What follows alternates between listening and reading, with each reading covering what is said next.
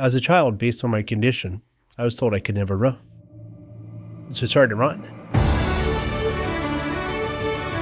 Professionals and specialists tell us a lot of things that can only serve to limit us. One very important thing that they don't take into consideration: our determination. I've run 20-something marathons, 100-something half marathons, and countless 5Ks and 10Ks in more than 90 countries around the world. The doctors were wrong. Every time they tried to write me off, I simply wrote my own story. Throughout my travels around the world, I realized that I wasn't alone. I'm running across the globe in search for others to have the audacity to break down perceived limits, showing us exactly where greatness comes from, beyond limits.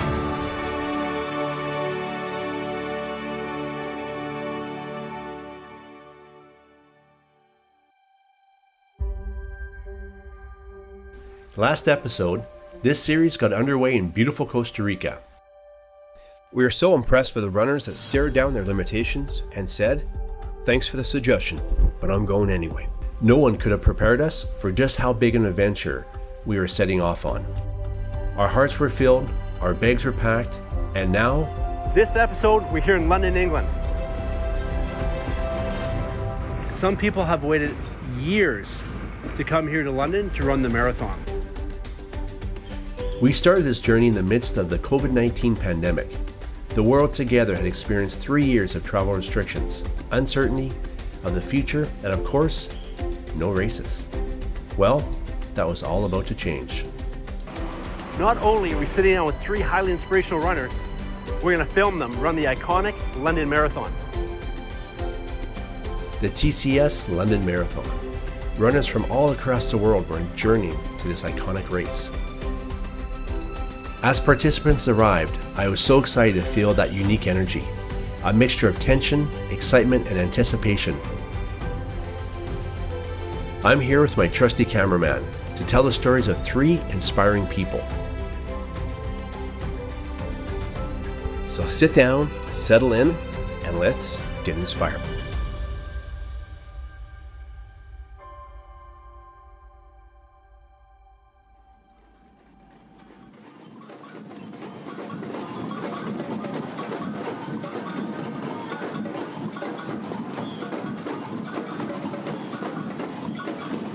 Unbelievably excited to be here in London.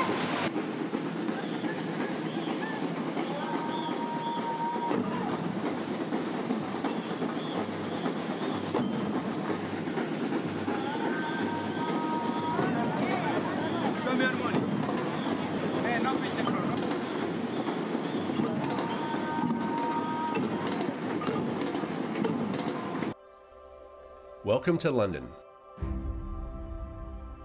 Our first stop was out in the beautiful English countryside. I've spent the last 20 years running around the world, and I've become very familiar with the misconception that all runners are the same.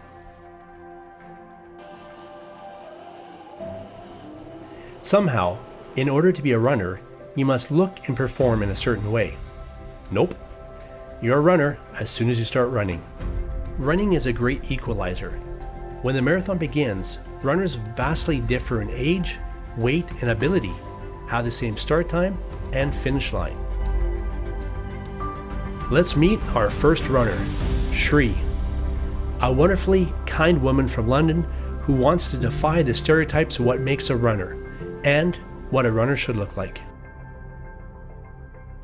One of the key incentives for a physical journey is weight loss, but Shreena was faced with a conflicting problem. Due to a problem with insulin regulation, for a while, the more Shreena ran, the more weight she was going to gain. But while the physical transformation will come, Shreena gained something she considers vitally more important: a love for herself. First of all, welcome. Thank Thank you. Stephen. Shreena, nice to meet you. Shreena? Yeah. Shreena, very nice to meet you as well. Why are you running a marathon? My main intention and my main reasons for wanting to run the marathon was to improve my health.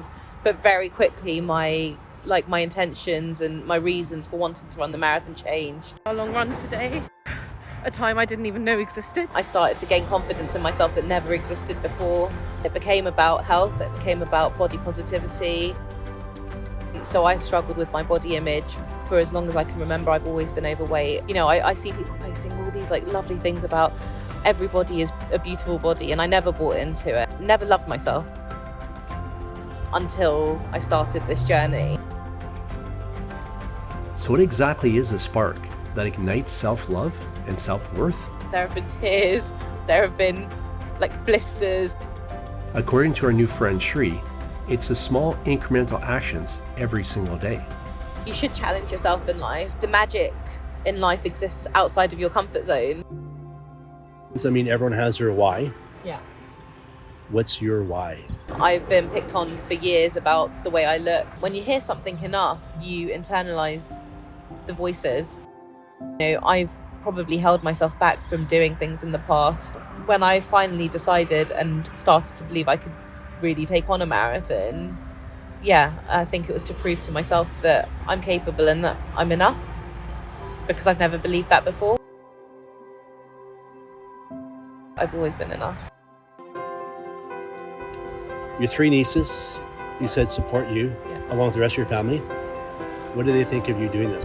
They are so proud. My 6-year-old niece, she spent her golden times at school making banners to say good luck and to say she's proud of me. Like, for them to believe in me has given me the power again to believe in myself.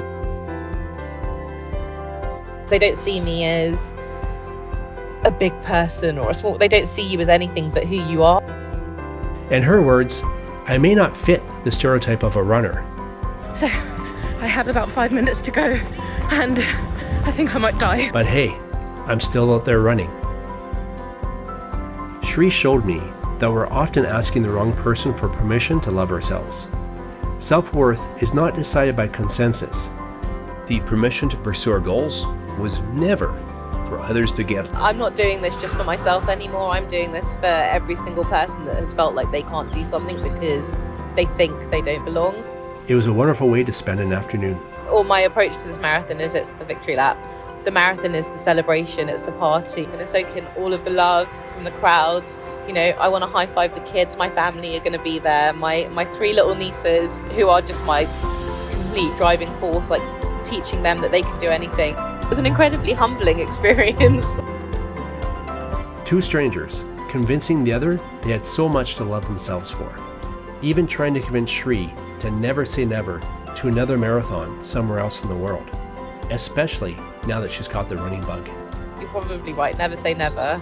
I'm probably right. You are right. Never say never. You got that right. Can we edit that out? Absolute pleasure. It's Thank been you so much for your lovely. time. Thank you. So here's to you, Shree, and here's to the underdogs. We can't wait to scream your name in just a few short days. Training for a marathon has brought her things that no words could have ever brought her. I don't think weight loss could have brought her either. She was highly inspiring.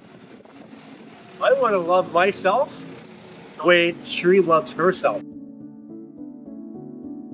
Some friends, like Shree, we're meeting for the very first time. Our next runner, however, is a very dear friend. Bart, pleasure seeing you. We've known each other for 14 years. That's crazy. You were young men. We're still young. You are. Yeah.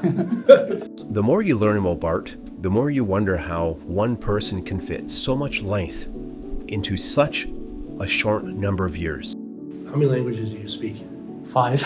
Yeah.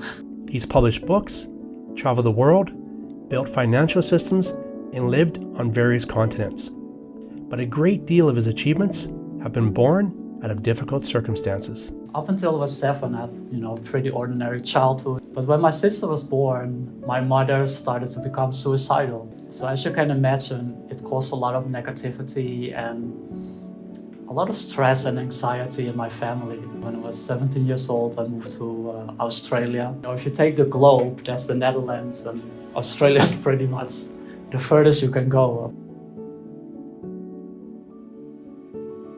One of the requirements to stay in Australia is the health requirement. You cannot have HIV. And I'm a gay person, so I was always really aware of the requirement that they had.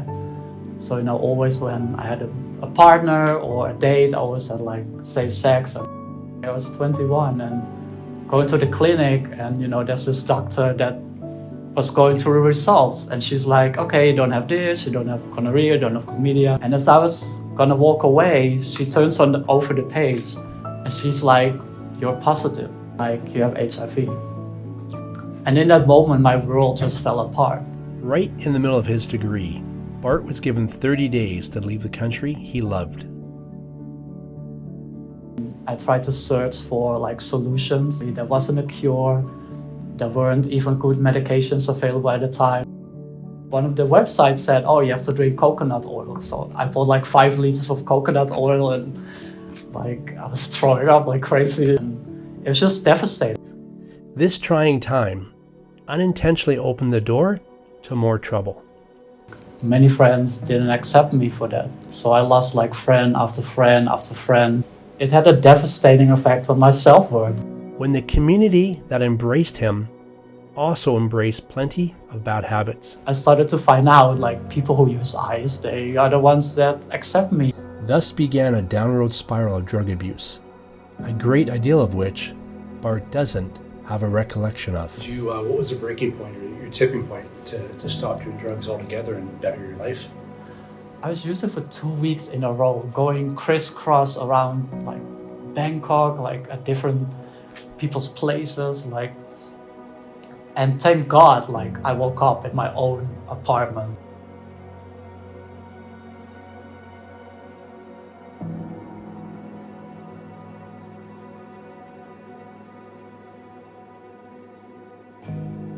I remember I was in the bathroom and I was kind of, getting myself up there, and I looked in the mirror and I'm like, who's this guy? Like, and I realized it's me. What the fuck am I doing with my life? And it was devastating. Like I thought, I'm still the same person, but I have this condition. Like, if I did it even one more time, it would be the end of me. And what I needed was a challenge. Bart was able to take back the reins of his life in 2 ways. The first was creating a vision, and no one creates a vision board quite like Bart. This is the 15th version, by the way. Like I used to print it every quarter. Like now I do it every year. Seems like you're slacking off, Bart. I'm slacking off. I should do it quarterly again. It's like you need a bit of structure in your life, and there's still room for spontaneity. I want to take my mother to Easter Island in South America, and that became a reality. Or I want to write a book, that became a reality. I'm gonna run a marathon in 3 years, and that became a reality.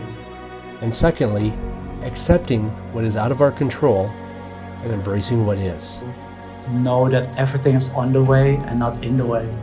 Bart now regularly runs marathons, travels the globe, and helps professionals achieve financial freedom. I started to love myself because I didn't. And I feel, whatever happens in your life, whatever fucking trauma, like if people can realize that's the best thing that happens in your life, use it to your advantage, that's when you become, limitless. That's when your baggage that you're carrying around, that, you realize it's actually a bag full of rocket fuel. Just light a fire and off you go. It's not baggage, it's rocket fuel. You're better every time I see it now. Thanks a lot, Steve. I'm gonna give you a hug too, buddy. See that? Thanks a lot. Yeah. If 10% of what he has in that book, if 1% of what he has in that book comes true, he's ahead of most people, is he not?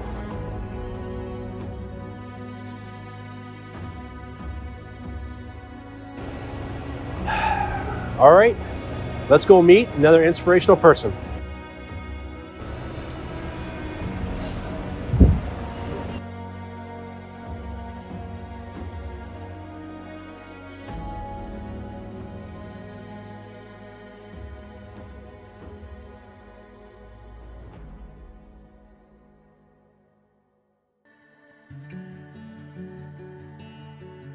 As we meet these runners, as is always the case, a theme begins to sew the stars together.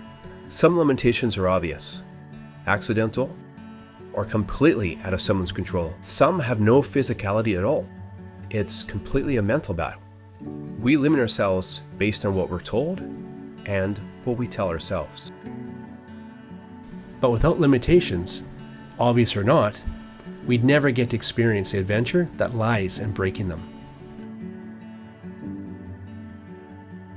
Growing up, I had multiple surgeries. I was born with a club foot.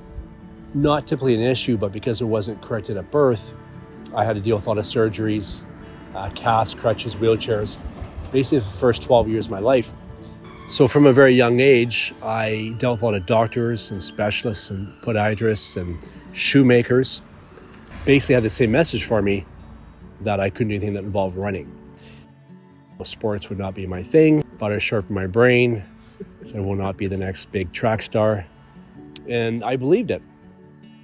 It wasn't until I was 26 years old, working in retail management on my feet all day in dress shoes, which are not comfortable to begin with, realizing that, I can be on my feet all day in these terrible shoes. Why can't I go for a jog in some proper running shoes? And so, I just started to run. And then the first run, I realized that I've been living a lie my entire life. I left a 6-figure job. I left my brand new home. I left all my possessions, but I had my running shoes and a new zest for living. When you realize that you can do something that you believed you never could, you start to question what else you're lying to yourself about. My limitation, and in turn leaving them behind, is the reason I get to take people around the world to run marathons. Now my entire life is built around running. I finally found a way to combine my two loves of travel and running. In this case, bringing hundreds of clients to London to face their limitations. Man, what a way to make a living. The night in London was far from over. We wandered down the streets of Britain as we had one more friend to meet tonight. We're on our way to meet Joel. Joel Kennedy is this remarkable Canadian that has been on this weight loss journey for the better part of 7 years. And this guy's lost, from my understanding, 170 pounds. That's basically what I should weigh. Struggling to walk for 10 minutes, to running marathons internationally. It's a quiet night in London. The rain had finally arrived, as advertised. But our spirits were high, as I was about to sit down with someone I've been very much looking forward to meeting, Mr. Joel Kennedy. Part of my favorite question is, why did you start? That's a brilliant question. Yeah. So I guess I can just answer it. Yeah, you can. Clearly you don't need us. Representing his Indigenous tribe, Joel Kennedy had traveled from Canada to this iconic race, and he has made quite the transformation to get here. Actually, it was a friend's birthday dinner where I had that kind of moment, that epiphany or that realization. At the time, I'm about 380 pounds, sitting around a table like this, talking, and then we start talking about health.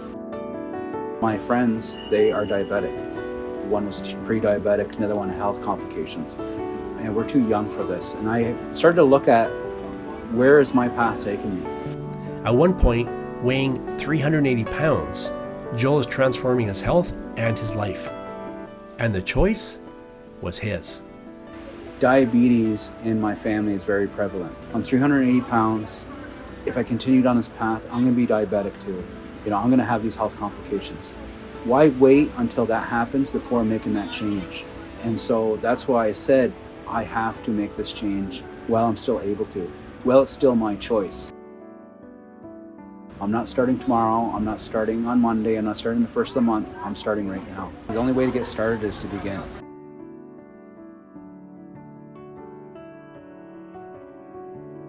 If I overstep any boundaries, you let me know, yeah? Yeah, no worries. Yes. What was the most amount of weight you lost? So at one point I was down 170 pounds. Speaking to Joel is fascinating. Not only his insightful journey, but the way he spoke was so profound. You can start this whenever you want. You are waiting for that right time. You heard everything about your friends. You know what kind of condition you're in. The time is now. The moment is yours. Despite an incredible weight loss journey, Despite running marathons, Joel wrestled with the idea that his journey was only noteworthy when he was worthy. One of the big steps I had to take was just allowing myself to say, I am worthy. I was waiting for that perfect opportunity, whether it was I completed, the 6 marathons, or I lost X amount of pounds, realizing that more opportunities were passing me by. When people begin, I always encourage them to start where you are. Don't live in my, errors. It seems we're either waiting for a limitation to change, or we're waiting for someone else's permission to change. As I tell people, if you run, you're a runner. Yeah. But I didn't live that. You put a little more pressure on yourself than other people. Yeah. You accept other people for who they are, what they do. Yeah. You struggle doing that yourself. Yeah. That's what we tend to do.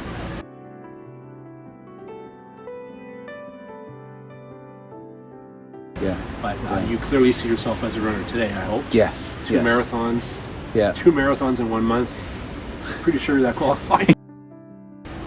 It's eye-awakening, realizing you're capable of doing something such as marathon. I don't know if I could tell myself back then that I was capable of finishing marathons. I don't know if I'd even believe it.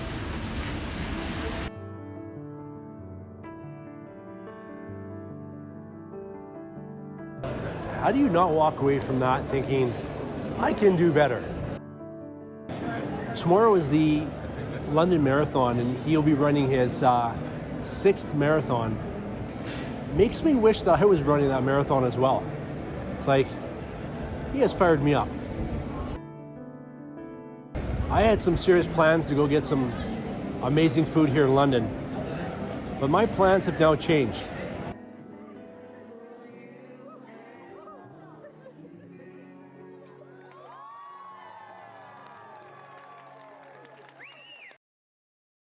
Today is Sunday!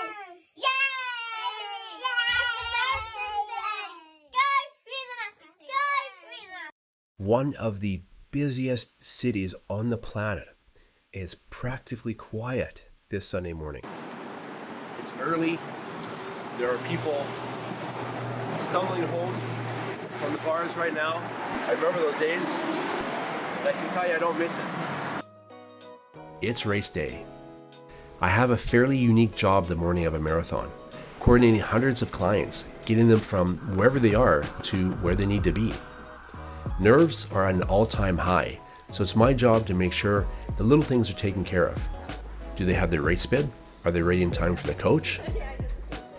And you do not want to miss your coach in the morning. If you find yourself sprinting before the marathon begins, you might be in trouble. Jimmy, your bus driver, I said, you guys are getting down.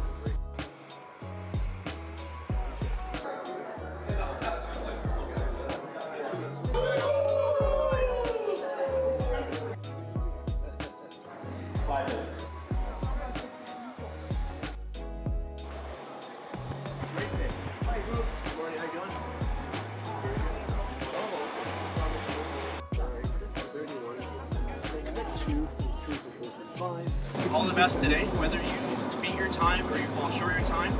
It is a marathon, so have a great race. We'll see you guys at the finish line.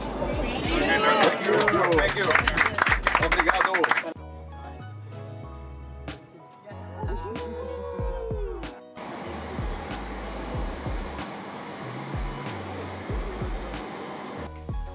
And just like that, my clients are en route to a once-in-a-lifetime experience.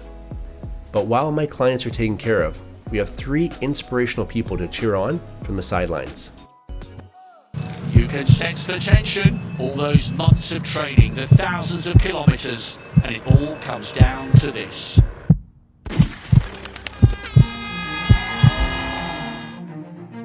Oh, that rush of adrenaline you get when you start a marathon. This could be an absolute cracker. It is an awe-inspiring thing to see strangers cheering on strangers.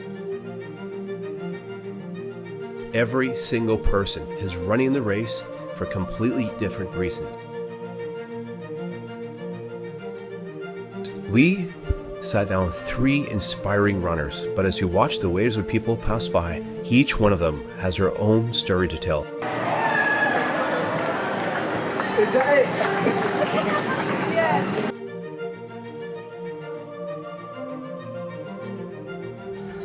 It's absolutely amazing to watch the front runners, world's fastest runners, seemingly float by. But being back here at the back of the pack, watching the 5-hour, the 6-hour, the 10-hour runners, the determination it takes to be able to get back in the hours, phenomenal. As amazing as those front runners are, this is more inspiring to me. Each one of them, in real time, is fighting the physical, the emotional, the psychological. Not all limitations are visible to the eye, yet can be a lifelong pursuit to overcome. I hope we can all be a little kinder to each other and ourselves as we keep moving forward.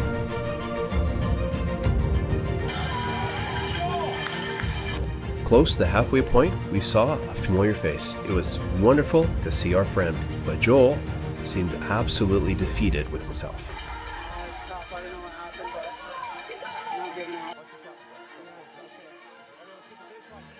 You know what makes you a runner, right? Yeah. What makes you a runner? Anytime you run. Yeah, man. Anytime you run. There's a lot of moments where I should have celebrated, but my mind was in a place where I felt like I couldn't. I wasn't always told that I could do anything.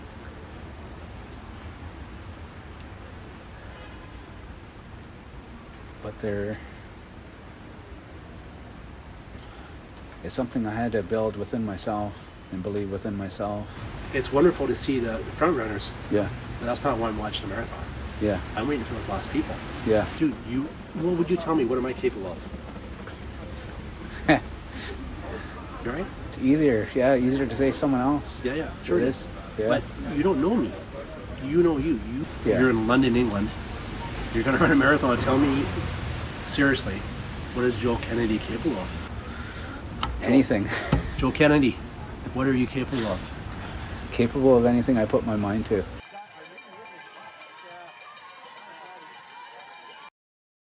Marathoning. Who would have thought? I'm capable of running marathons.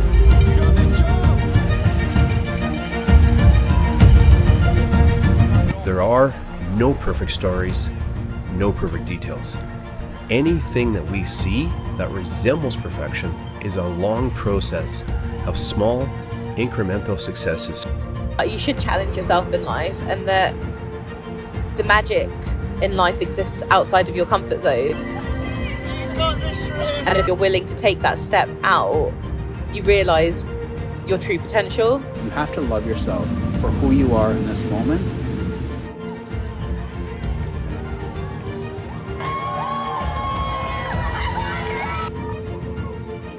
These athletes just savouring the atmosphere and enjoying every moment. I honestly think the day of the London Marathon is one of the best days of the year. I'm not starting tomorrow. I'm not starting on Monday. I'm not starting the first of the month. I'm starting right now. You are waiting for that right time. You know what kind of condition you're in. The time is now. The moment is yours.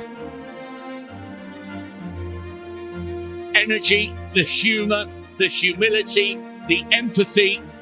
This is a great, great day that deserves to be celebrated, commemorated, and enjoyed for many decades to come. Well done, Shreena.